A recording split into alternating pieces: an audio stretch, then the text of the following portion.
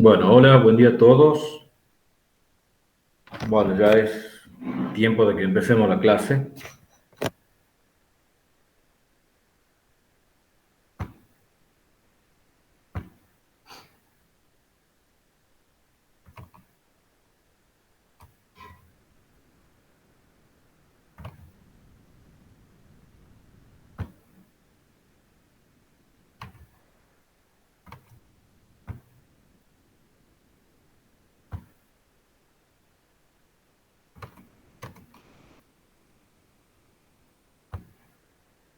Por favor, dígame si se ve bien. Sí, se ve. ¿Se ve? Bueno, este es un grupo bastante conocido por ustedes. Es un grupo icónico de invertebrados, los moluscos. Así que, bueno, muchos aspectos de la estructura de los tejidos blandos, de la rádula y todo eso, apenas vamos a mencionarlas. Nos vamos a tratar de centrar en aquellos rasgos de las conchillas, de los rasgos duros que son los que se han preservado en el registro. Los moluscos es el segundo filo más diverso. Se han reconocido actualmente unas 120.000 especies vivientes, unas 35.000 fósiles. Como ustedes ya saben, presenta un amplio rango de tamaños y formas, desde formas de menos de 1 milímetro hasta los calamares más grandes, los pulpos. Eh, Bueno, la morfología van de una babosa marina, una babosa terrestre, bivalvos, poliplacóforos, calamares, nautilus, caracoles, etcétera, etcétera. Hay formas, si bien son principalmente marinos y originalmente marinos, muchas formas se han adaptado independientemente y han conquistado los ambientes de agua dulce y los ambientes terrestres. A pesar de esa enorme diversidad morfológica que presentan los moluscos, todos tienen un plan corporal básico y general, por lo cual todos son agrupados en un único filo. Todos comparten una serie de rasgos. Por ejemplo, los más principales son de que carecen de segmentación, salvo un grupo, los Poliplacófora, que presentan un vestigio de una posible segmentación ancestral. Poseen una cabeza con boca, con órganos de sentidos, con ojos, con tentáculos. Si bien algunos grupos los han perdido, por ejemplo los bivalvos, han perdido una cabeza diferenciada. Tienen una rádula, que es un órgano raspador en la cavidad bucal, con tentículos quitinosos que les sirven para raspar la comida. Poseen un manto, que es un pliegue de tejido que cubre toda la masa visceral del animal, cubre todos los órganos, la parte blanda, y además contiene glándulas que secretan la conchilla. Además de esa función, el manto lo que genera además es una cavidad del manto y en esa cavidad están alojadas las branquias que sirven para la respiración. La conchilla es calcárea, de carbonato de calcio, más bien, más que de calcita, es más bien del tipo de aragonita. Entre otros rasgos importantes que poseen un sistema circulatorio abierto, tienen un corazón, el sistema respiratorio está dado por branquias que tienen distintos grados de complejidad, el sistema digestivo es completo, con boca y ano, y el sistema excretor está dado por nefridios en sus distintas morfologías. Bueno, la concha calcárea de los moluscos es fundamental para el estudio de los fósiles. Presentan una enorme variación externa, como ustedes ya saben. Puede ser una conchilla externa, como en el actual Nautilus, como los fósiles de amonites, como en los caracoles. Puede ser interna, como en muchos o en algunos cefalópodos modernos o en cefalópodos extintos. puede estar completamente ausente, como en las babosas, puede estar dividida en 2 valvas, como en bivalvos, puede estar formada por 8 placas, como en los poliplacóforos, puede ser una única placa, como en los monoplacóforos, puede ser recta o puede estar enrollada. Ese enrollamiento puede ser de tipo plano espiral o incluso helicoidal. La conchilla está formada por 3 capas, por una capa externa, que es una capa que se conoce como óstraco o perióstraco de conquiolina, que es un material proteico, y después tiene 2 capas conocidas como óstraco, acá, esta con rayas verticales, un óstraco externo y un óstraco interno. Los óstracos externos son prismas columnares de carbonato de calcio y el óstraco interno son láminas horizontales. La capa nacarada es este óstraco interno, también conocido como hipóstraco. La capa nacarada que se ve en algunos gasterópodos, bueno, se ve en casi todo, pero son más conocidos en gasterópodos y bivalvos. Como ustedes saben, hay una clasificación tradicional de los moluscos en 7 grandes grupos, algunos reconocen 8. Esos son los monoplacóforos, los poliplacóforos, los escafópodos, los bivalvos, los rostroconchos, a este grupo no lo conocen, los gastrópodas y los cefalópodas. Todos, fíjense, llegan hasta el presente, salvo los rostroconchos, y todos, salvo los escafópodos, son reconocidos desde el Cámbrico. Es decir, moluscos es un grupo que radia muy temprano en el Cámbrico, incluso muchos sugieren con cierta razón de que ya radian a fines del Precámbrico, fines del Proterozoico, y cuando ya aparecen, a principios del Cámbrico, aparecen ya los distintos grupos con sus primeros representantes, las distintas clases. Estos son unas filogenias recientes realizadas con datos moleculares obviamente, sobre formas vivientes. Lo que vemos acá en este cladograma, bueno, los poliplacóforos se asocian con un grupo muy basal, muy primitivo, que pocas veces se ve en biología, que son los aplacóforos, que son vermiformes, muy pequeños, muy poco conocidos, pero es un grupo viviente. Y por otro lado está el grupo conchífera o conquífera, donde hay 2 clavos principales, el de bivalvos con gasterópodos, y eso unido a escafópodos de distintas maneras, de acuerdo a estas líneas punteadas. Y el otro grupo que siempre sale en todos los análisis es el de cefalópodos, como grupo hermano del monoplacóforos. También en este análisis, bueno, se han incluido ahí algunos fósiles del Cámbrico, como la Toquela, Alqueria y Vivaxi, del Cámbrico y del Precámbrico más superior. Algunos consideran estos grupos como moluscos basales y otros como el Stengrupp de moluscos o como el grupo hermano de moluscos. Ya vamos a ver dentro de un ratito.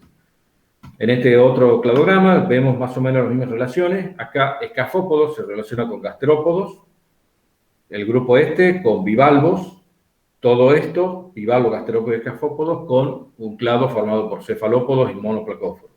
Todo eso reconocido como conquífera, que tiene como grupo hermano las vaculíferas, donde están los poliplacóforos y los aplacóforos. Bueno, acá hay una serie de filogenias, como pueden ver. Lo que sugieren estas filogenias es un aumento gradual en la complejidad de la conchilla y de todo el cuerpo en general. Bueno, acá verán que gastrópoda está junto con cefalópoda, al contrario de lo que habíamos visto recién. Acá salen juntos siempre, pero fíjense en estos cladogramas C y D, donde ya escafópodo sale con cefalópoda y bivalva, bueno, gastrópoda, grupo hermano de ese, y bivalvo, grupo hermano de estos 3. Quizás lo que representa el consenso actual acerca de la relación entre los grupos vivientes de gasterópodos es lo que está en D, donde ya lo venimos repitiendo: monoplacóforas con cefalópodos, ecafópodos unidos a gasterópodos, bivalvos como grupo hermano de ese grupo, todo eso, todos los que tienen conchillas formando el grupo conquífero, y por otro lado los poliplacóforos con los aplacóforos formando acuífero. Acá otro cladograma, donde ya se incluyeron muchos fósiles del Cámbrico y del Precámbrico más superior, simplemente para que lo vean. Como pueden ver, todas estas formas, los grupos ya están diferenciados en el Cámbrico, la gran mayor parte. Recién, por ejemplo, los cefalópodos se diferencian entre el grupo de los nautiloideos y coloideos, más o menos ya para silúrico devónico. Bueno, escafópodos se habría diferenciado de gasterópodos para el devónico, de acuerdo a estas filogenes moleculares, con la inclusión de datos del fósil, morfológicos del fósil. Bueno, acá hay algunos, vamos a mostrar muy pocos, de los posibles moluscos o, digamos, formas basales, muy basales. Este es, por ejemplo, Kimberella, del proterozoico más tardío, de Diacara, forma parte de la fauna de Diacara, que ha sido reconocido como un posible molusco. Perdón.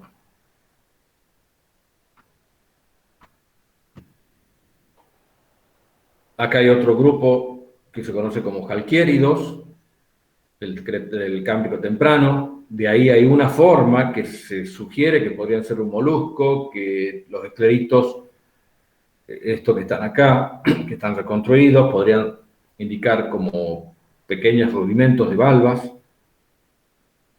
Pero, bueno, en todos estos grupos hay dudas, sobre todo en esto, los halkiéridos. Estos sí ya son bivalvos, sin dudas, del Cámbrico temprano. Considerados casi sin ninguna duda como un bivalvo. Este otro grupo de acá de la derecha se reconocen como fósiles con dos valvas, pero nadie se anima a decir que son bivalvos, también del Cámbrico temprano. Estas son representantes de la familia Elcionelide, también del Cámbrico temprano, Cámbrico medio. De ahí hay un fósil más reconocido dentro de toda esta diversidad, que es la Touquela, posiblemente un gasterópodo. Muchos de estos, hay como un consenso de considerarlo como los primeros gasterópodos, del Cámbrico inferior también.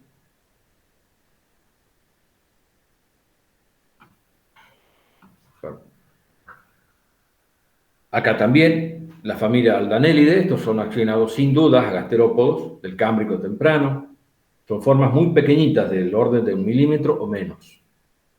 Y este que ustedes ya lo conocen, la fauna de Burgess-Shale, del Cámbrico medio, este es Wiwaxia, también muchas veces considerado como un molusco ancestral o como parte del Stein Group de moluscos o como una forma emparentada a moluscos, pero no moluscos. Lo que podemos ver acá, en este gráfico, en este cladograma, es que ya para el Cámbrico inferior entonces están representados muchas formas de moluscos, todos con una única valva, incluye algunos con dos, algunos considerados gasterópodos, otros considerados bivalvos.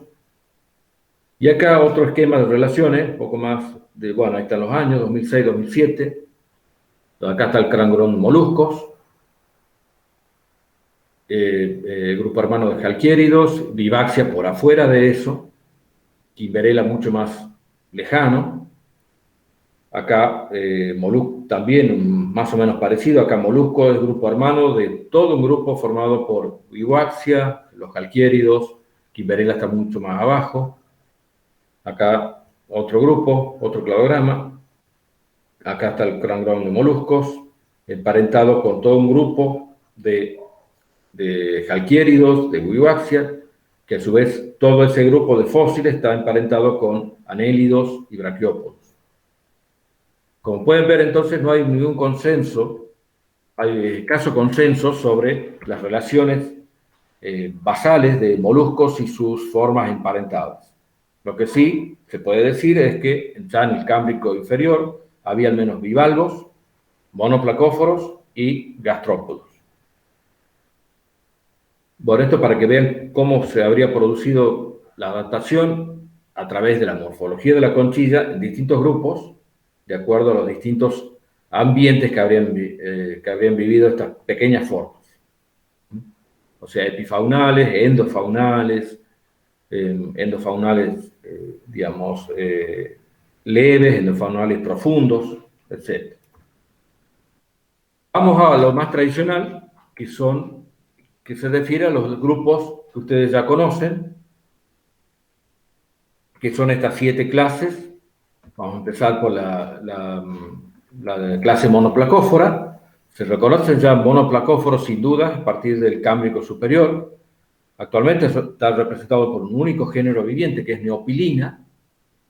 Estos muestran, Neopilina el género, muestra una verdadera segmentación. Es un animal segmentado, al menos en algún sistema de órganos, por ejemplo en branquias, en músculos, en los nefridios. Esto sugiere la relación, como este es monoplacóforo, hemos visto porque el cladograma está relacionado con cefalópodos, sugiere que el monúsculo central habría sido un animal con segmentación. El registro fósil de monoplacóforos es desde el Cámbrico hasta al Devónico. De ahí desaparecen del registro hasta que se reconoce esta forma viviente neopilina. Tenemos la clase poliplacófora, que aparece con su primer registro en el Cámbrico superior, tiene representantes vivientes, el registro fósil es escaso, se caracterizan por tener esa serie de placas calcáreas en el dorso, cubriendo el dorso del animal, 7 u 8. Tienen un pie ventral muy bien desarrollado, la cavidad del manto es posterior, como se ve acá, y el registro fósil es escaso. Los escafópodos, la otra clase escafópoda, los famosos colmillos de mar, es la única clase que es reconocida recién a partir del Ordovícico medio, llegan hasta el presente. El registro fósil es escaso. Bueno, se caracteriza por esa concha cónica, tubular, que está abierta en ambos extremos. El animal vive enterrado, con esos pequeños tentáculos hacia el fondo del sedimento, fondo del sustrato. Son endobiontes, bentónicos, y están poco representados en el Paleozoico y Mesozoico. Y el registro empieza a ser un poco más abundante en el Cenozoico. La clase rostroconcha, esta es la que ustedes no conocen, se la conocen ya desde el Cámbrico inferior y llegan hasta fines del Pérmico, donde se extinguen. Es un grupo exclusivamente paleozoico. Se conocen unos 35 géneros. Muchos consideran a este grupo como un grupo emparentado o ancestral a bivalvos, por esa concha bivalva que no están completamente separadas, están unidas por su parte dorsal.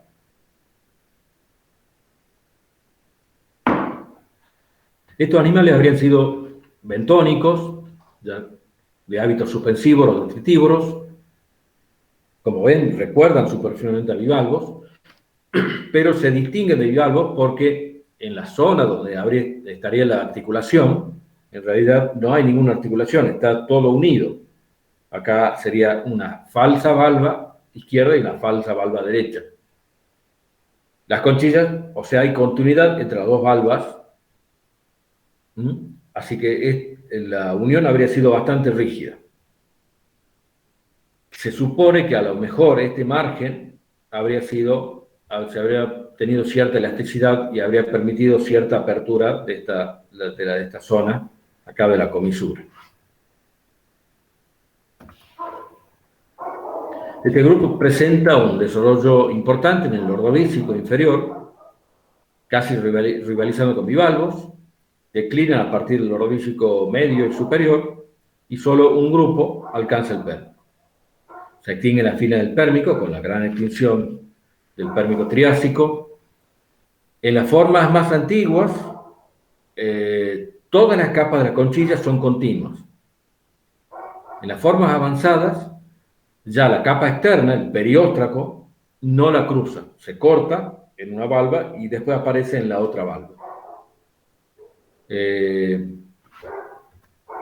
Bueno, por supuesto no tiene ni ligamento, ni charnela, ni dientes, ni fosetas, y no se reconocen marcas de músculos, que se reconocen en bivalvos, que son los que cierran, esas marcas son marcas de músculos que cierran las valvas. Esta clase sí es muy conocida, los bivalvos, es quizás son los moluscos más reconocidos cuando uno va a una playa, mucho más que los gasterópodos, por ejemplo. Se reconocen bivalvos ya desde el Cámbrico inferior y son dominantes ya en el Cenozoico. Actualmente se reconocen unas 15.000 especies vivientes y más o menos unas 15.000 especies fósiles. Son muy importantes tanto en el presente como a lo largo del registro fósil en todos los hábitats acuáticos. Se conocen tanto de ambientes marinos, donde son dominantes, como en ambientes de agua dulce, desde la zona intermareal, es decir, desde el litoral hasta las profundidades abisales. También hay formas que habitan en agua dulce y también hay formas que viven en aguas salobres. Como por la morfología, ya saben ustedes que son animales predominantemente bentónicos. Dentro del bento pueden ser epifaunales, es decir, viven sobre el sustrato, o pueden estar parcialmente o totalmente incluidos dentro del sustrato, un sustrato blando. Serían infaunales. Algunas pocas especies, por ejemplo los pectínidos, pueden moverse a través de un rápido movimiento de las valvas, a través de él, por sobre el fondo, por cortos trechos. En bivalvos, la conchilla está formada por dos valvas articuladas entre sí, que encierran las partes blandas. En general son formas pequeñas, del orden de pocos centímetros, pero sin embargo algunas, como Tridagna, llegan hasta el 1,5 metros de diámetro. La mayoría son marinos, ya dijimos, casi todos bentónicos. Algunos géneros han colonizado el agua dulce, por ejemplo acá en el noroeste argentino, en Catamarca, en Tucumán, se reconoce ese género Neocurvícula, del Mioceno tardío y del Plioceno. Bueno, para el estudio de los fósiles de bivalvos, obviamente se reconoce todo tipo de características de la conchilla.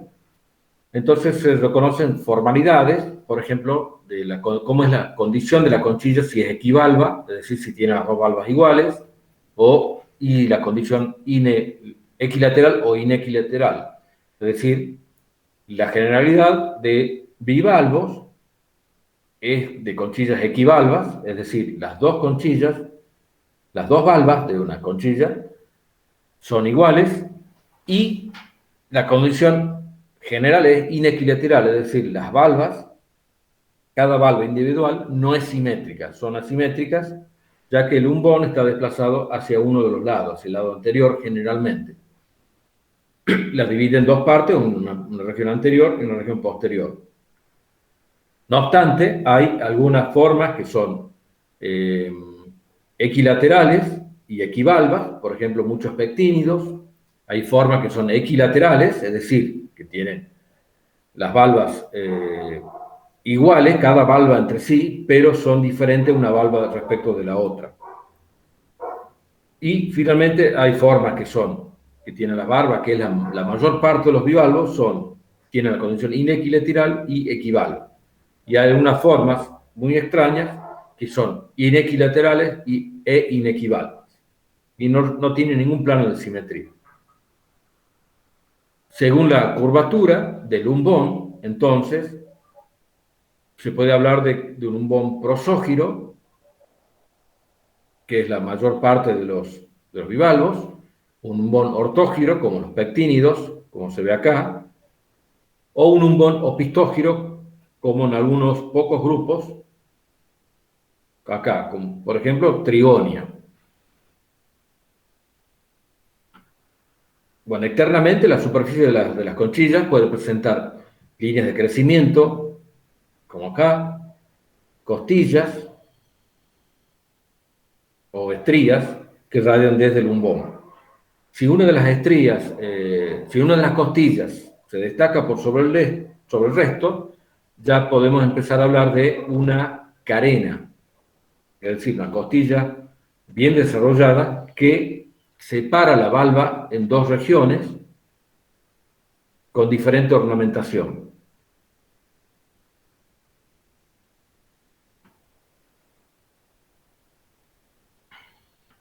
Perdón. Bueno, externamente, a ambos lados del lumbón, sobre el margen dorsal de la conchilla, puede haber dos zonas planas, que vemos acá. O sea, del lado anterior, una región plana, y del lado posterior del lumbón, otra región plana. La lúnula es una región ovalada que se encuentra por delante del lumbón, que es lo que estábamos viendo aquí. Y el escudete se encuentra por detrás del lumbón y aloja al ligamento. Acá lo vemos bien en esta figura.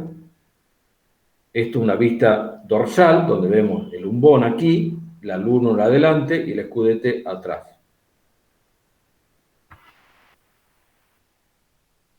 Del lado interno de la conchilla podemos ver marcas de músculos aductores y la marca donde pasa la línea palear. La línea palear nos está indicando hasta dónde llegaba el manto aferrado a la conchilla. Bueno, esto ya lo saben, si hay dos músculos, se habla de una conchilla dimiaria, si hay uno, una condición isomiaria. Si hay dos, pero uno más grande que el otro, anisomiaria, y si hay solo uno, monomiaria, como ven acá. Acá esta sería una conchilla dimiaria, digamos que isomiaria, como en este caso. Bueno, además de las marcas de los músculos, vemos lo que se conoce como línea paleal, que puede ser completa o puede tener una curvatura de mayor o menor importancia que se conoce como seno paleal. Ese seno paleal indica la presencia de un sifón. Y porque ahí, digamos, la parte blanda no se aferraba a la conchilla. Por eso se marca esa línea.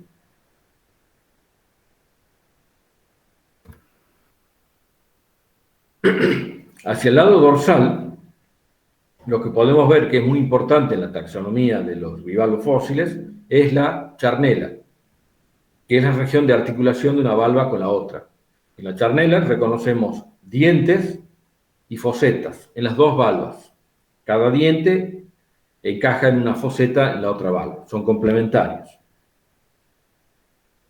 Además, podemos reconocer, no en los fósiles, pero sí en la forma viviente, el ligamento, que es una sustancia proteínica muy elástica del manto, la secreta del manto, y que lo que hace es abrir las valvas. Por eso cuando muere un bivalvo, al morir, los músculos aductores que cierran las valvas se relajan y la charnela empieza a actuar. Ese elástico, esa sustancia elástica, lo que hace es abrir las valvas. Por eso uno cuando ve un bivalvo muerto en la playa con las valvas abiertas es porque está muerto. Dijimos que el ligamento se aloja en la zona posterior al lumbón que se llama escudete. Por supuesto, el ligamento no se conserva en los fósiles.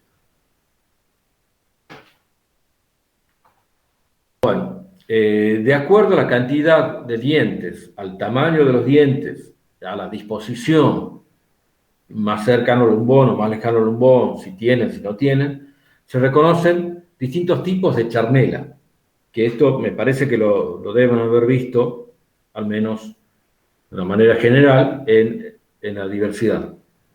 Disculpe.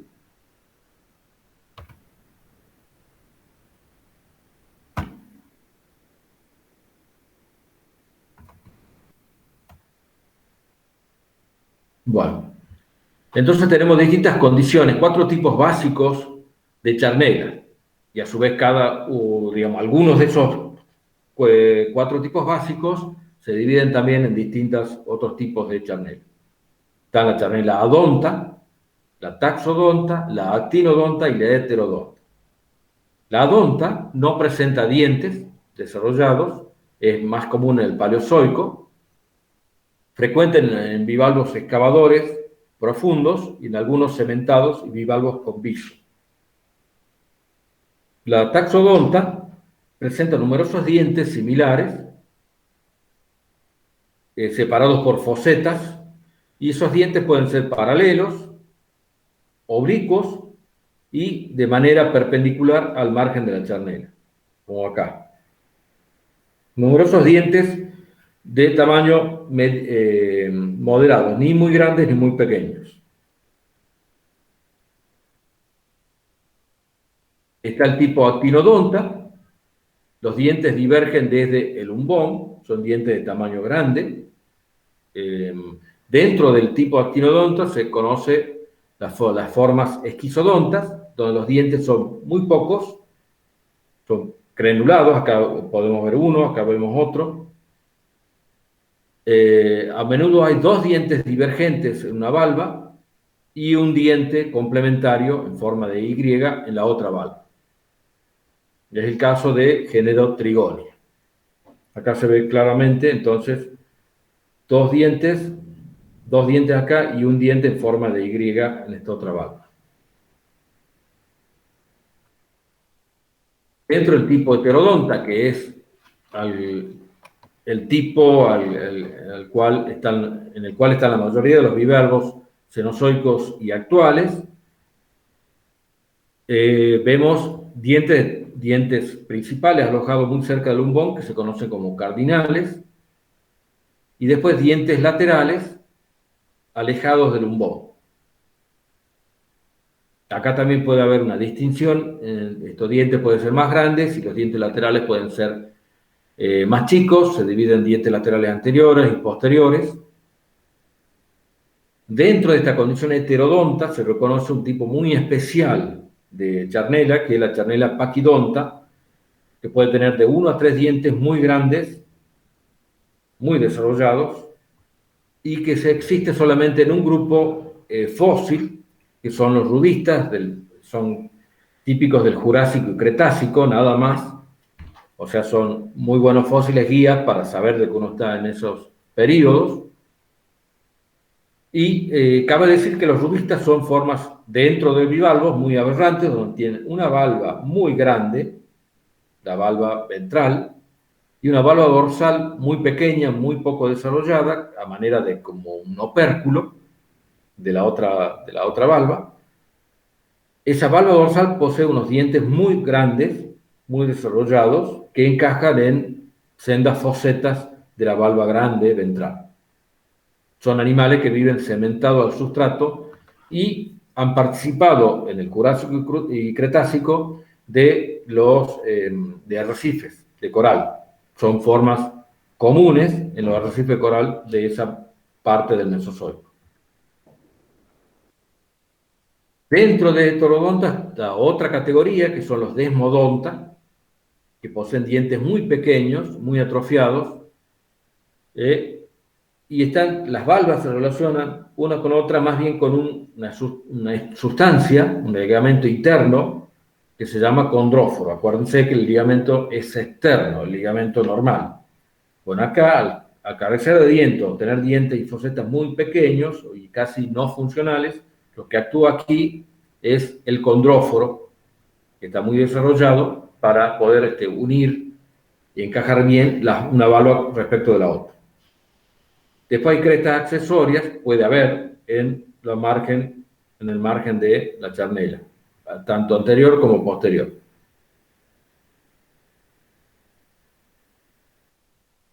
Bueno, además de estos 4 grandes tipos, hay 2 tipos adicionales, que es el tipo disodonta, con dientes muy pequeños y muy numerosos, que es el caso del mejillón, del género Mytilus, dientes muy simples. Y otro tipo también reconocido en el registro fósil, no presente en la actualidad, que es el tipo isodonta, donde hay dos dientes muy grandes y dos fosetas y complementarias de la otra valva, y dispuestas simétricamente respecto al umbo. Bueno, en esta figura hay un resumen de los principales tipos de charnelas: taxodonta, esquizodonta, disodonta, isodonta, heterodonta, desmodonta y paquidonta, con algunos ejemplos como para que de géneros para que lo puedan tener más en claro. Bueno, la forma de la conchilla suele reflejar el modo de vida de esta forma. Perdón.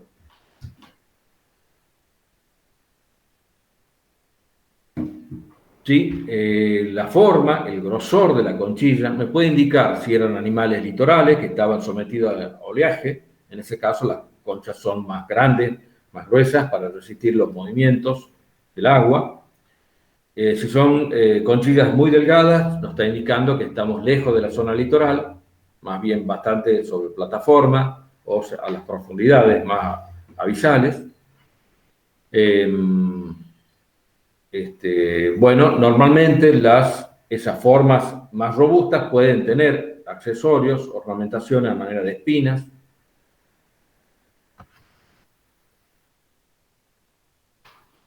Bueno, los bivalvos en general son muy frecuentes y mucho más comunes en aguas bien oxigenadas. Si bien algunas especies pueden vivir en aguas con poco oxígeno o completamente anóxicos o casi anóxicos.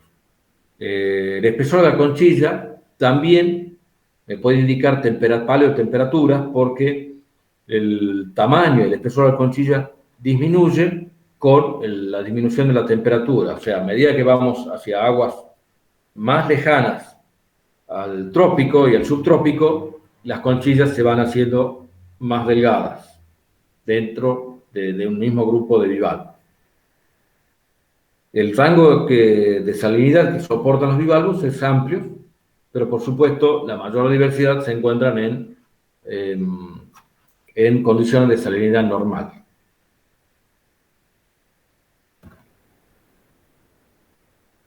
En cuanto a sus hábitos de vida, bueno, podemos decir de que hay de todo tipo, ocupan todos los nichos del bentos. Hay excavadores profundos, como estos de acá, que viven excavados, solamente sacan más allá del límite sustrato-agua, el sifón para respirar y para poder tomar alimento. Y están los excavadores superficiales, que viven semi-enterrados, con sifones mucho más cortos. Normalmente las formas de excavadores superficiales tienen formas más redondeadas, más equivalvas y somiarias. El seno paleal es profundo. Y las formas excavadores profundos suelen tener conchillas más alargadas, menos redondeadas, algunas en extremo alargadas, y por supuesto los sifones son muy grandes y tienen el seno paleal muy profundo. Otros bivalvos tienen la capacidad de secretar una sustancia proteica que, bien la secretan, se endurece y les permite fijarse al sustrato. Esa sustancia es el viso, con B larga. Se aferran a sustratos duros siempre, pueden ser rocas del fondo, son muy comunes en los muelles, por ejemplo. Este género, los mejillones, invaden todos los muelles y se fijan ahí. Estos grupos suelen tener la conchilla alargada, no es tan semicircular. En general, la mayoría son epifaunales, es decir, están por sobre el fondo del mar, sobre el sustrato, pero hay unas pocas formas que tienen viso y sin embargo son infaunales, como estas tres F, G y H de acá abajo. Hay formas que viven cementadas, se fijan al sustrato por una valva inferior más grande que se cementa a través de la secreción de carbonato de calcio, se cementa las rocas o el sustrato más duro. En general, estas formas son conchillas gruesas, son inequivalvas, es decir, una conchilla mucho más grande que la otra, son monomiarias, tienen un solo músculo aductor. Normalmente la valva inferior es la más grande, más convexa, más globosa, en cambio la superior es de menor tamaño. Estas formas suelen habitar a escasa profundidad, con condiciones de alta energía por el oleaje y con muy buena iluminación. Un caso extremo de formas cementadas, ya lo mencionamos recién, son los rudistas, cuyo biocrón es del Jurásico tardío hasta el Cretácico tardío, donde esa modificación que se ve entre las dos valvas es extrema, con una valva muy, muy grande, la ventral, que se cementa el sustrato, y una valva muy pequeña, casi como una pequeña tapita u opérculo, y plana, la valva dorsal. Ya dijimos que durante su periodo de vida fueron importantes como formadores de arrecifes. Después están los que viven libremente, apoyados en el sustrato, blando o duro, que son los que no necesitan viso para fijarse y tampoco se cementan. Estas son las formas mayoritarias de bivalvo. Habitan ambientes muy variados, cuanto a profundidad, energía del oleaje, del agua y la naturaleza del sustrato. Bueno, acá hay 4 ejemplos de distintos géneros, de distintas morfologías que habitan sobre el sustrato y no están ni fijados por viso ni cementados.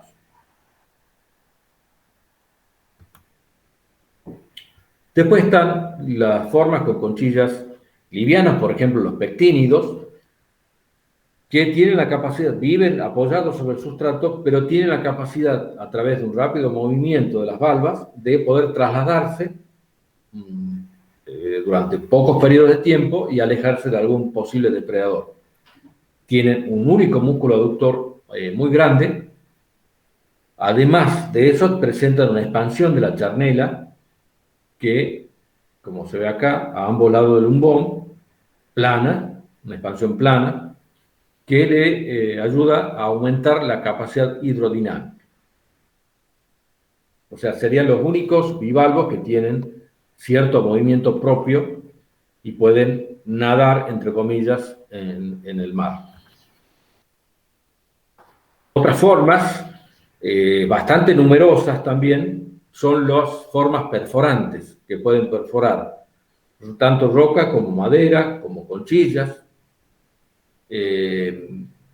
Las conchillas acá suelen ser más bien alargadas, presentan un sifón muy alargado, ya que viven adentro de la sustancia que perforan. Estas conchillas son resistentes a la abrasión, pueden llegar a tener espinas y perforan, ya sea por mecanismos mecánicos, es decir, raspando la roca, o también por mecanismos químicos, secretando sustancias que van digiriendo la roca.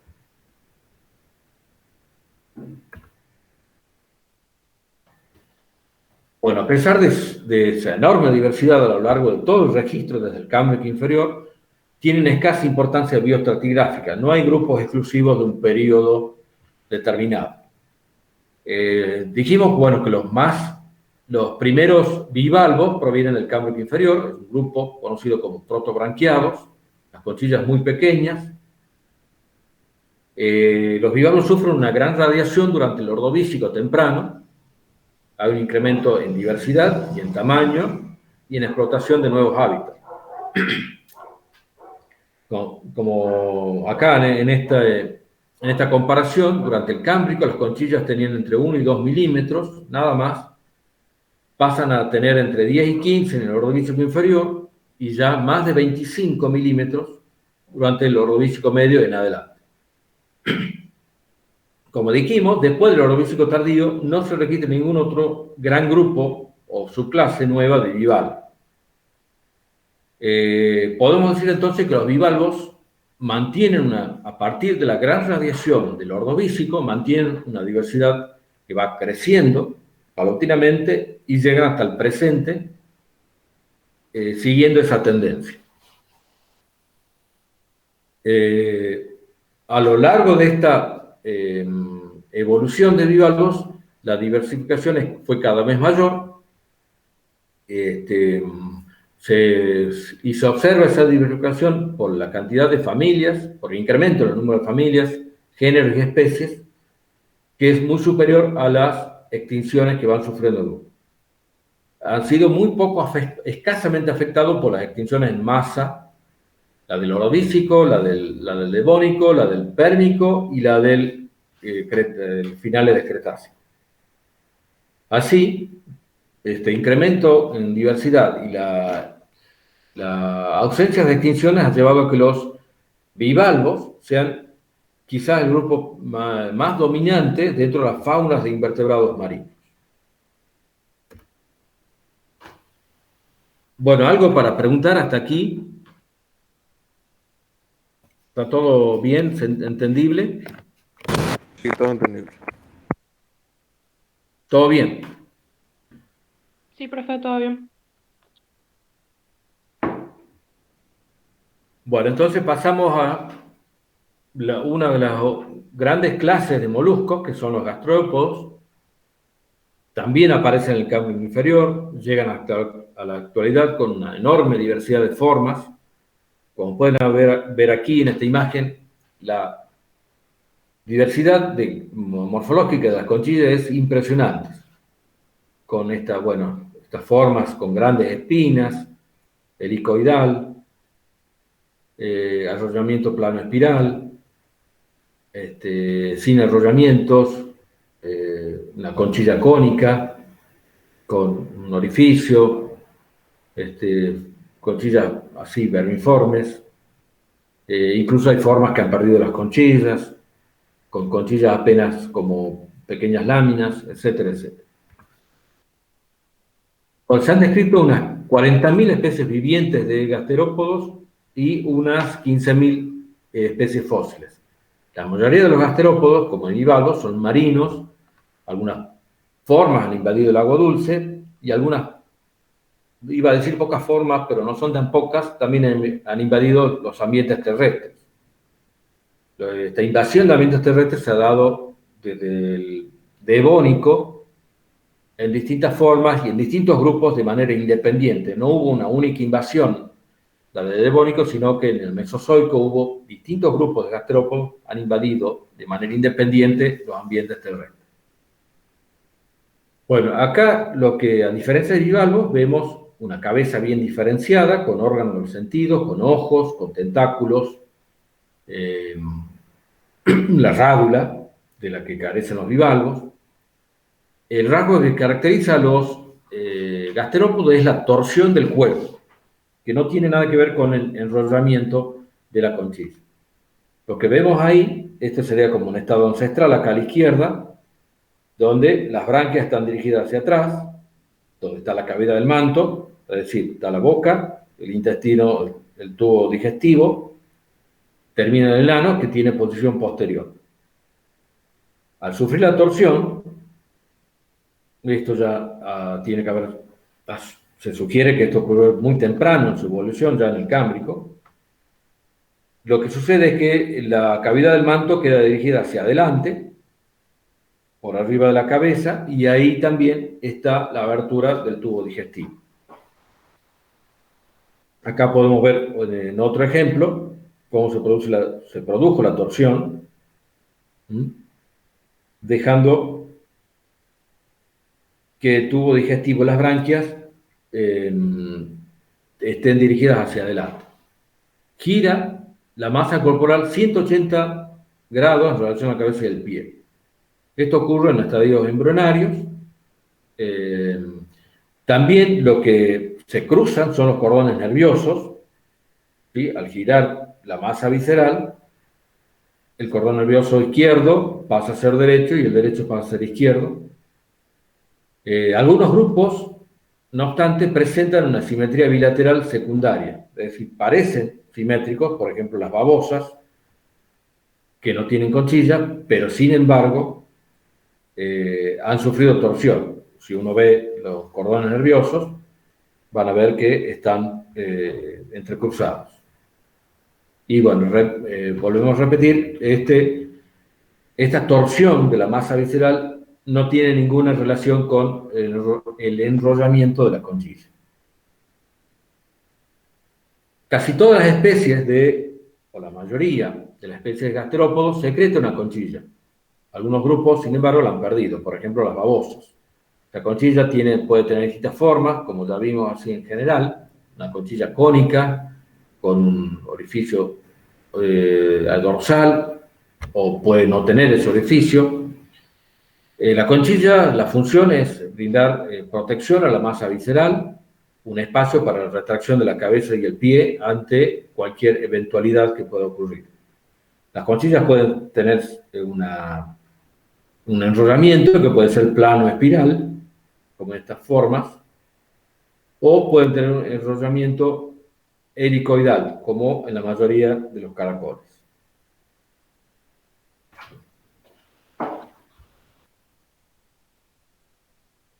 Bueno, acá los paleontólogos se han dedicado a poder extraer la mayor cantidad de rasgos de la morfología de la conchilla. Entonces, vemos cada giro de la conchilla, en el caso de la conchilla espiral, helicoidal, se llama vuelta. La última vuelta, que es donde está la masa visceral, se llama habitación, que es donde están todos los tejidos blandos. Las vueltas anteriores, entonces, pasan a formar la espira. Y en algún momento fueron habitación, pero ya no. El contacto entre las vueltas se llama sutura. La última vuelta, dijimos que era la habitación, y por bueno, el animal sale por lo que se conoce como abertura.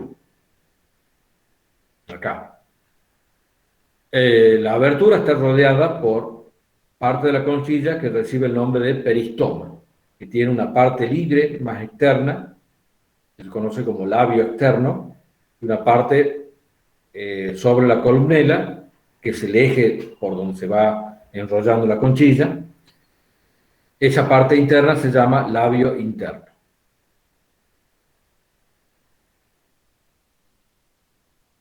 Bueno, seguimos con la nomenclatura. Si el peristoma, es decir, la parte de la conchilla que rodea la abertura, es completa, entera, se habla de una conchilla holostomada. En cambio, si tiene este canal, el peristoma está interrumpido por este canal, que es por donde va el sifón, en el caso de tener sifones, se habla de una conchilla sifonostomada.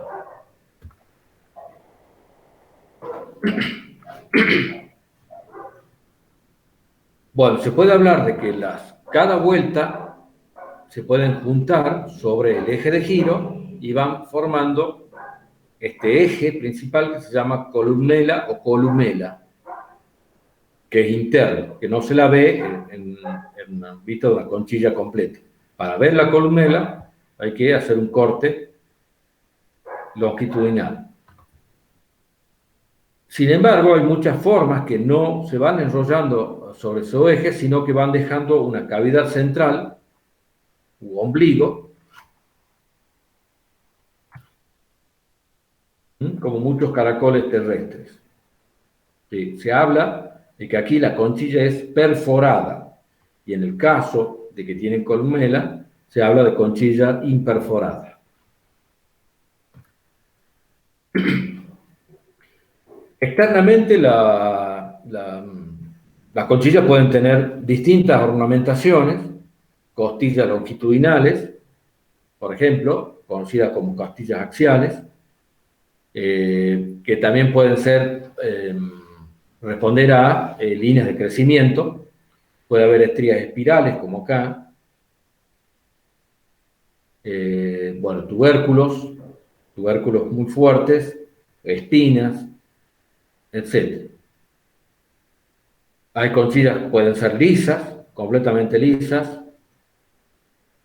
Y esto es lo que yo decía con líneas de crecimiento o estrías axiales. Comparen las estrías axiales con las estrías espirales.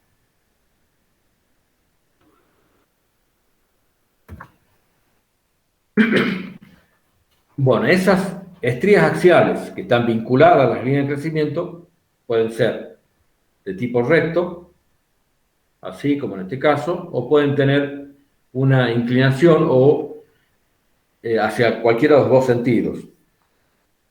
Si están inclinadas hacia la dirección de crecimiento, se puede hablar de costillas axiales prosoclinas, que sería este caso, acá. Y si están inclinadas en sentido contrario a la línea de crecimiento, se habla de opistoclinas.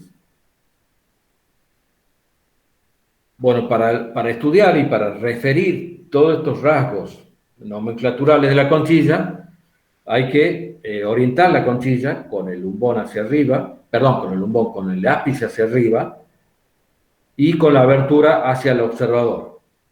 Y ahí podemos determinar además si la conchilla tiene un giro hacia la derecha, es decir, es de estrógira, como en este caso, la abertura queda hacia la derecha, o puede haber casos donde la abertura queda a la izquierda. En ese caso, estamos hablando de una conchilla de orientación levógira.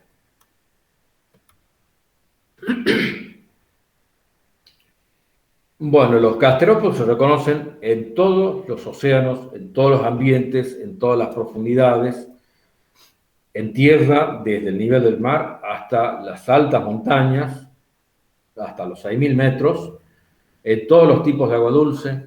Hay formas cavadoras, hay formas nadadoras, libres, por ejemplo, las babosas, hay formas flotadoras, hay formas sésiles, formas que son parte del plancton, formas bentónicas, etcétera, etcétera. Dentro de las formas bentónicas, formas epibiontes, como un caracol común, y formas endobiontes, pequeños caracoles que se meten al sustrato y viven ahí y salen solo para alimentarse. Respecto a la alimentación, tienen todo tipo de alimentación, son herbívoros, carnívoros, omnívoros, detritívoros, carroñeros, suspensívoros y parásitos. La mayoría de las especies marinas, que son la mayor parte de los gasterópodos, prefieren aguas superficiales, costeras, litorales, bien iluminadas. En cuanto a la evolución, ya dijimos que los primeros registros de gasterópodos son en el Cámbrico bien inferior. Incluso hay formas que podrían ser del Proterozoico más tardío, pero con dudas. A fines del Precámbrico comenzó un leve aumento de la diversidad. Ya en el Devónico, es lo que les dije hace rato, es que algunos grupos invaden ambientes terrestres. Posiblemente esto tenga que ver con una asociación a la invasión de plantas y de insectos también para esta misma época de ambientes terrestres, a la formación de cierta cubierta húmeda, gracias a las plantas, donde podrían vivir estos primeros gasterópodos terrestres. Como bivalvos, fueron muy poco afectados por la crisis del límite pérmico-triásico. Durante el Mesozoico, muchos otros grupos, no emparentados con estos del Devónico medio, fueron invadiendo independientemente tanto ambientes de agua dulce como terrestres. O sea, los caracoles que vemos hoy en tierra y en agua dulce son de distintos linajes. Y finalmente, no fueron afectados de manera importante por la extinción del Cretácico, y todos los grupos mesozoicos, al llegar al Cenozoico, sufren una intensa radiación que da lugar a las formas que vemos hoy. Como pueden ver en esta tabla, fíjense que ya para el Ordovícico, gran parte de los grupos que llegan hasta la actualidad ya estaban presentes, salvo los heterobranquios, que recién aparecen en el Devónico. Todos los demás ya estaban presentes desde el Ordovícico. Bueno, ¿alguna pregunta con respecto a los gasterópodos, así en general? No vamos a entrar en la taxonomía, porque es el infierno de grupos y subgrupos. Bueno, seguimos adelante entonces con los cefalópodos. Los cefalópodos también se conocen desde el Cámbrico, aunque en este caso del Cámbrico superior. Llegan hasta la actualidad con toda la forma de pulpos, calamares, sepias y el bien reconocido Nautilus.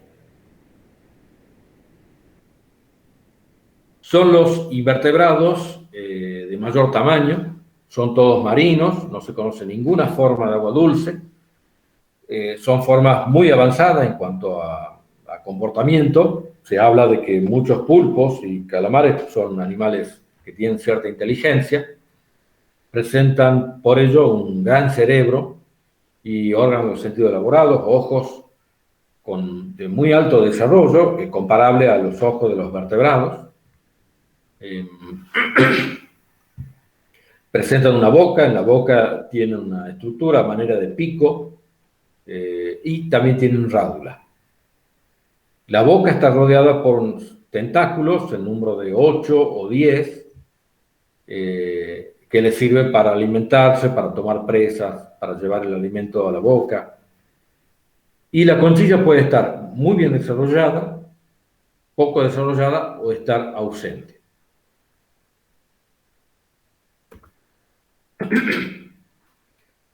Bueno, cuando está desarrollada, puede ser una conchilla externa, como el caso del Nautilus, o el caso de Argonauta, o puede ser una conchilla interna, poco desarrollada, o completamente ausente, como en el grupo de los pulpos. La conchilla está dividida en cámaras, a diferencia de los gasterópodos, y esas cámaras están divididas por septos.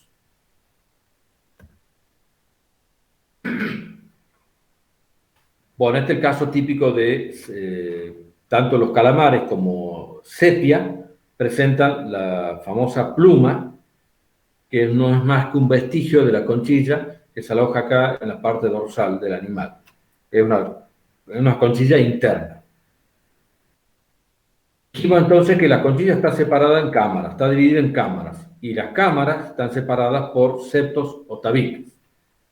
La conchilla puede ser o plano espiral o desde recta a plano espiral, pasando por situaciones intermedias donde el enrollamiento es parcial o leve.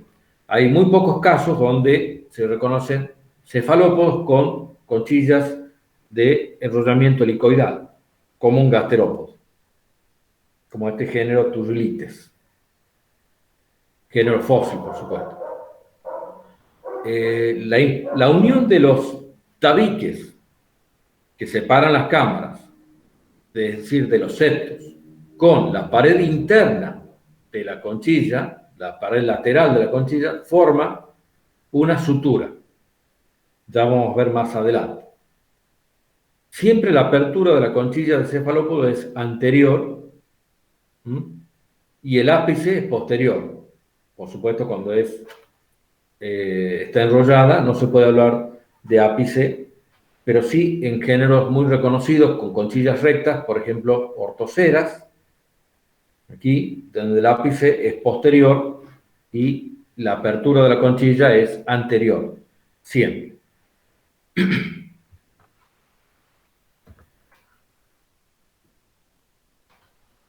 El conjunto de cámaras internas, aparte de la cámara habitación donde vive el animal, se denomina fragmocono. Acá vemos distintos tipos de fragmoconos con distintos grados de enrollamiento o rectas o incluso enrollamiento helicoidal. Bueno, hay distintos tipos de conchas de acuerdo a este tipo de enrollamiento. Bueno, ortocónica, que es la clásica de conchillas rectas, cirtocónica, nautilocónica, etcétera, etcétera. Bueno, las cámaras no están completamente aisladas entre sí, sino que están conectadas a través de un tubo poroso que se llama sifúnculo, que sería lo que vemos acá. El sifúnculo pasa de una cámara a otra con vasos sanguíneos, con nervios, con tejidos del manto, y sirve para regular el nivel de gas de las cámaras internas. La regulación del nivel de gas en las cámaras internas permite subir o bajar en el cuerpo de agua. El sifúnculo pasa a través de forámenes septales, y esos forámenes presentan una zona que es donde pasa el sifúnculo. Una zona más amplia con una expansión más hacia adentro, interna, donde pasa el sifúnculo. Dijimos entonces que la última cámara, que es la que se ve aquí, donde vive el animal, es la habitación, y el resto de las cámaras es el fragmocono. Las suturas que habíamos hablado recién, es decir, el lugar donde los septos que separan una cámara de otra intersectan en la pared lateral de la concha, solamente se pueden ver cuando la capa externa de la conchilla ha desaparecido por procesos tafonómicos. ¿Sí? Solamente ahí se puede ver qué tipo de suturas tienen las conchillas que yo estoy examinando. Acá vemos dos grandes tipos de conchillas, del tipo nautiloideo, que las conocemos bien porque tenemos el actual género Nautilus, y después la conchilla de tipo homonoideo, que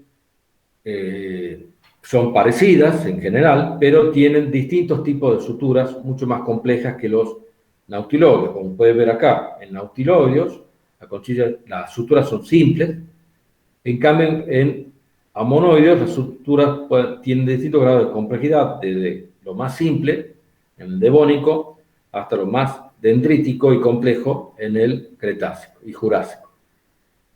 Entonces, dijimos que la sutura es el lugar donde los septos de las cámaras tocan la pared interna de la conchilla, la pared lateral interna.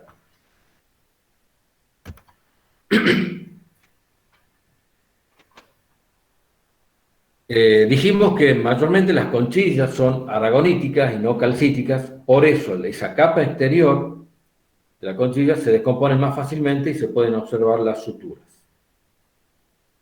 Las suturas, en el caso de los amonites, tienen regiones, se las ha regionalizado para poder darle nomenclatura, son muy útiles en la sistemática de los amonoideos.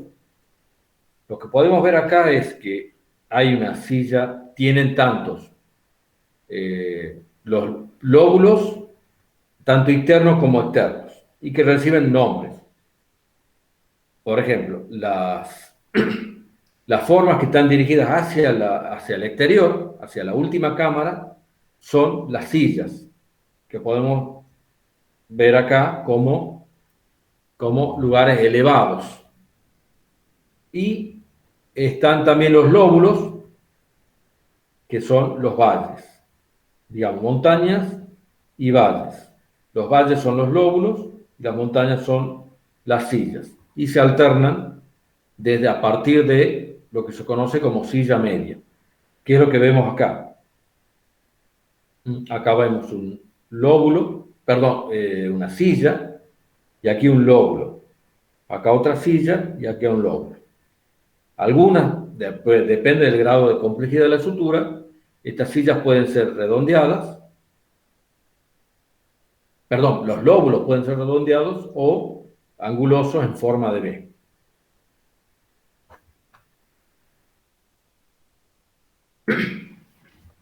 Los amonoideos, ya que estamos con las suturas, presentan 4 tipos de suturas.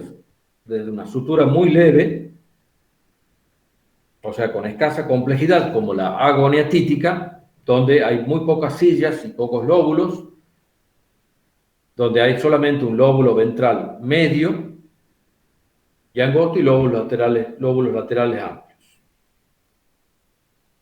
Ese que sería este primer caso. En el caso de la sutura un poco más compleja es la agonia títica. Bueno, perdón, la primera, esta agonia títica, la más simple, es reconocida para amonoides del devónico. El tipo de sutura agonia títica, conocida para amonoides del devónico al pérmico, en donde ahí hay muchas más sillas y lóbulos, y además los lóbulos presentan, pueden ser angulosos, como acá. Esto lo vemos en este material, la agonia títica.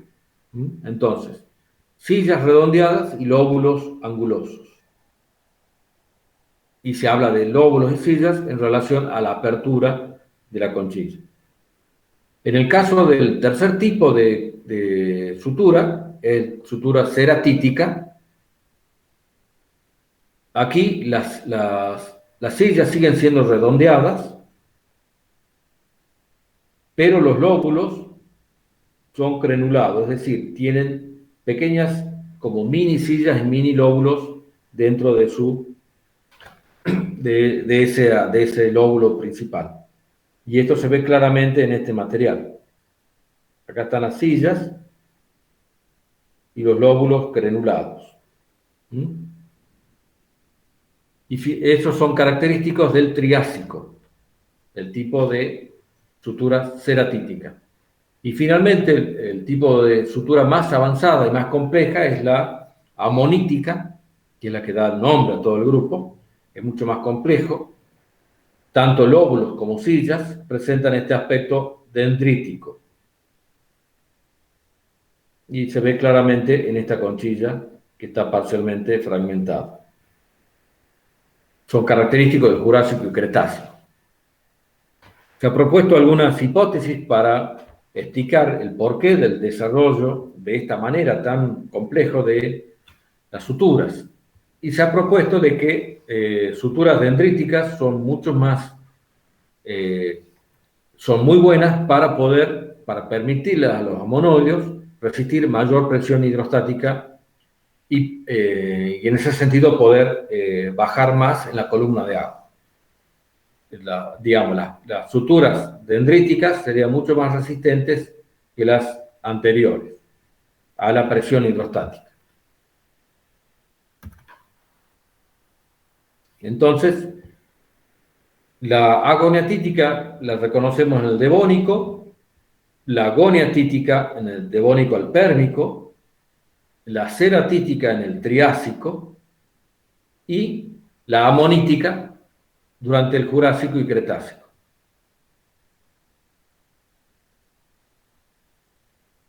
Bueno, reconocemos dentro de cefalópodos tres subclases: la nautiloidea con Nautilus, la amonoidea con los amonites y la coloidea con pulpos, calamares y un grupo de extintos con conchilla interna que son los belemnites.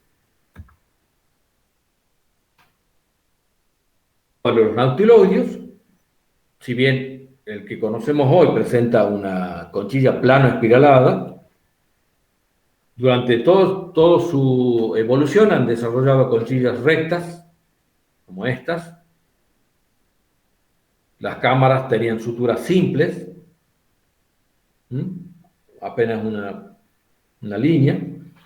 Y en los nautiloideos, a diferencia de los monoideos, podemos decir que el sifúnculo es de posición central dentro de cada cámara, central o subcentral, y de tamaño moderado. Los nautiloideos fueron los primeros cefalópodos que se conocen en el registro fósil del Cámbrico superior. Radiaron rápidamente durante el Ordovícico, llega un único género a la actualidad, Nautilus. En general hay como una tendencia evolutiva a que los primeros grupos tengan unas conchillas rectas como estas o ligeramente arqueadas, y las formas más recientes, ya de finales del Paleozoico y durante el Mesozoico, tengan conchillas enrolladas, por ejemplo como Nautilus. Pero muchas formas fósiles tienen ese tipo ya del Mesozoico, tienen estas conchillas enrolladas. En el caso de la subclase Amonoide, recién aparecen a partir del Devónico inferior. Se supone que habrían surgido a partir de un grupo de nautiloideos con conchillas rectas del Ordovícico.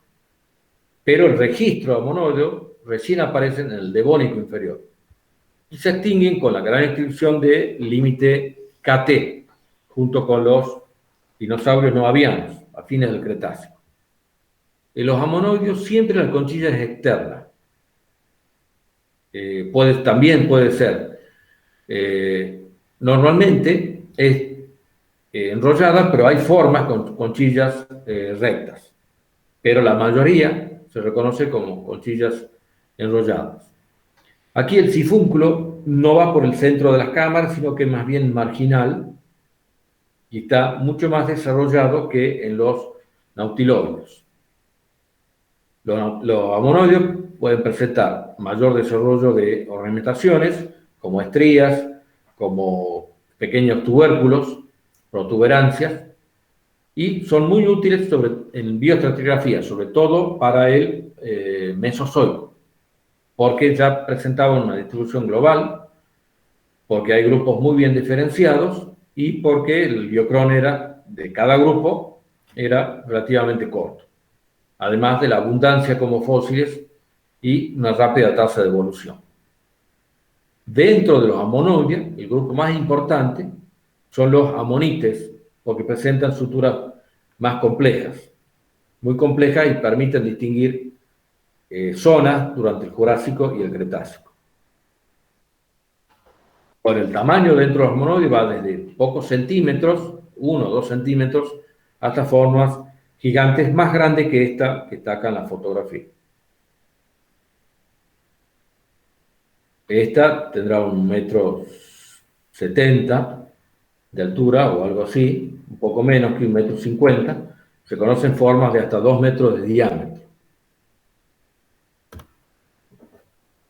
Y bueno, ya hablamos de esto, pero bueno, a medida que avanza la evolución de los amonoides, las suturas se van haciendo cada vez más complejas, de una forma simple hasta formas intermedias y formas con suturas muy complejas, que son las últimas del Jurásico y Cretácico, que es cuando se extingue. Y finalmente, la tercera subclase dentro de cefalópodos es la subclase coloide, que es la que agrupa a la mayor parte de las formas vivientes, salvo Naptilus. Todos los pulpos, sepias, calamares y parientes están incluidos dentro de esta subclase.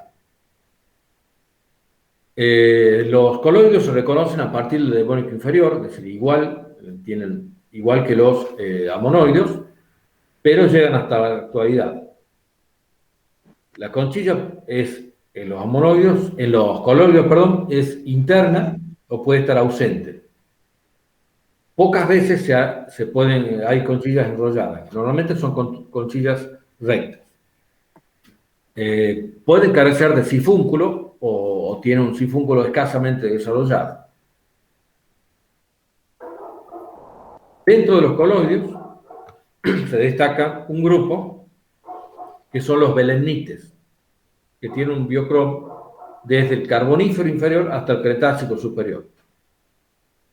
Presentan un cuerpo semejante al calamar y las conchillas muy semejantes, son conchillas ortocónicas, a las conchillas rectas de nautiloides. Presentan una extensión, ya lo vamos a ver. Las conchillas de los belemnites presentan una extensión dorsal en su extremo anterior. Acá tenemos dónde habría estado ubicada esa conchilla ortocónica de los belemnites. Son internas, esa expansión anterior llamada proóstraco, que es dorsal, está anteriormente al fragmocono. Posteriormente se encuentra el fragmocono, y el fragmocono está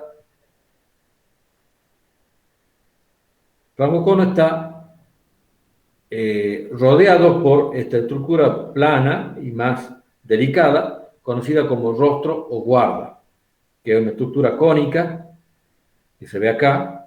Este sería acá, en esta figura, el próstraco, hacia adelante. Acá está el fragmocono, con las cámaras. Y el fragmocono está inmerso en una estructura llamada rostro o guarda de posición posterior. Acá en una vista dorsal, frontal, y en una vista lateral. Se puede ver entonces cómo el fragmocono está inserto en ese rostro, y aquí el próstraco.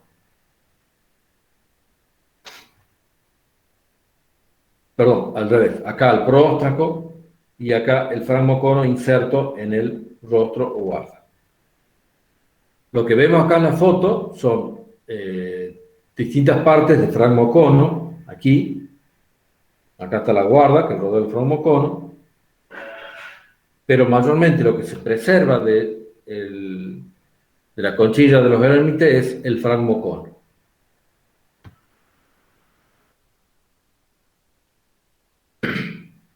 ¿Qué podemos decir de la evolución de los cefalópodos? Bueno, aparecen a fines del Cámbrico, en el Cámbrico superior. El primer grupo que aparece son los nautiloideos, que presentan formas pequeñas de conchillas recurvadas. En el Holodístico sufren una rápida evolución de este grupo, los nautiloideos. Se cree que uno de esos grupos de conchillas rectas habría dado origen muchos millones de años después a los primeros amonoides. Los amonoides aparecen en el principio del Devónico y a partir de ahí empiezan su diversificación. Los belemnites, dentro de la subclase coloidea, aparecen recién en el Carbonífero. Recordemos que los primeros registros de coloideos aparecen en el Devónico inferior.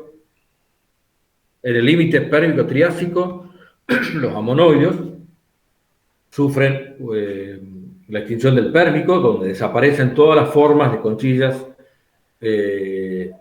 goniatíticas, que eran dominantes hasta ahí. Después, cuando ya pasamos hacia el Triásico, lo que se empiezan a ver son las conchillas de sutura ceratítica. No obstante, estos grupos de conchillas ceratíticas se extinguen a fines de la otra extinción en masa, que es a fines del Triásico. Entonces, ya cuando llegamos al Jurásico, vemos predominio de amonoideos de conchillas amoníticas, que tienen un gran éxito durante el Jurásico y Cretácico y se extinguen a fines del Pérmico. Perdón, a fines del Cretácico. En el límite KT no solo se extinguen todos los amonoideos, que acá llegan la sutura amonítica, sino también los belemnites. Y recién pasan al Cenozoico los grupos de nautiloideos, emparentados con el Geronautilus, y los coloideos con escaso desarrollo de conchillas.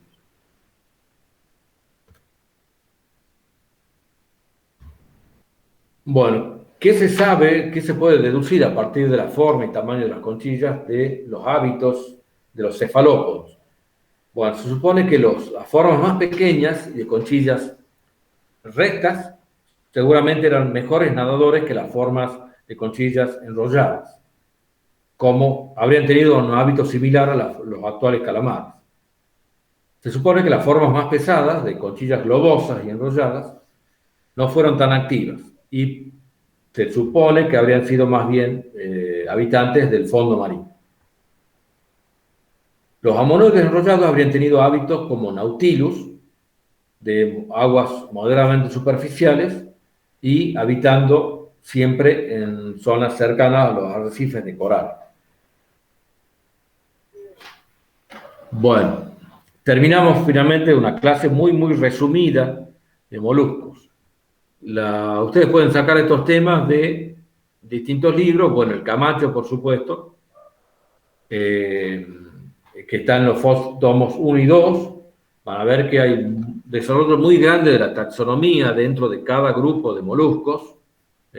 Obviamente no vean esa parte, pero sí vean toda la parte de la estructura de las conchillas en cada uno de los grupos que hemos mencionado ahora.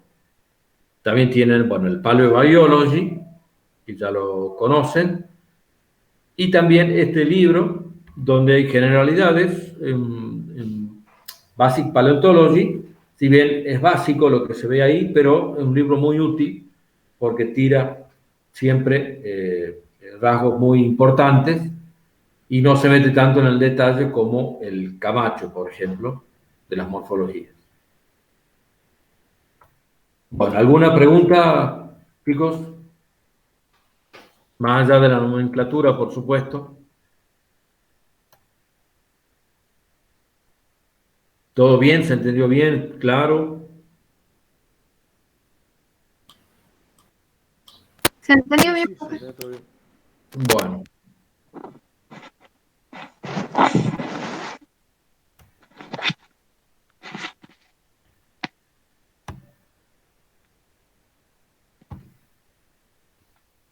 Bueno, esto, como les dije, es una versión muy resumida de moluscos, sin entrar en demasiado detalle, porque hay muchos grupos fósiles, sobre todo en bivalvos, cefalópodos y gasterópodos, y es otro mundo intentar meterse con la taxonomía de estos tres grupos. Bueno, si no tienen alguna pregunta, no sé si Virginia quiere comentarles algo. El evaluativo va a ser el viernes. El viernes, yo les confirmo, no sé, ¿ustedes pueden a las 12 los que están acá presentes? Que lo adelantemos a las 12. Sí. Sí, sí, pues. Bueno, justo estamos en la Sí, mitad. profe. O sea, la verdad que habría que consultar porque no me acuerdo si había chicos de profesorado que terminaban a las 12 alguna actividad. Por eso habíamos planteado 12:30. Pero mañana les confirmo, ¿sí? Si no es durante el teórico y aula, va a estar para pasarlo a las 12 la confirmación del horario. O sea, haríamos el evaluativo antes del práctico. Claro. A la tarde Sí, veríamos sí. todo el Y a material. la tarde verían desde poríferos hasta lo que vieron ahora. Bien. Todo eso va en el evaluativo, ¿sí? El práctico 4 y 5, que ya está subida a la cartilla de la materia al aula. Y bueno, por mí nada más, chicos. Cualquier duda nos escriben, ¿sí? Bueno, entonces mañana la clase la da Daniel y yo vuelvo el martes que viene con la teoría. Pero mañana la teoría con Daniel. ¿Mm?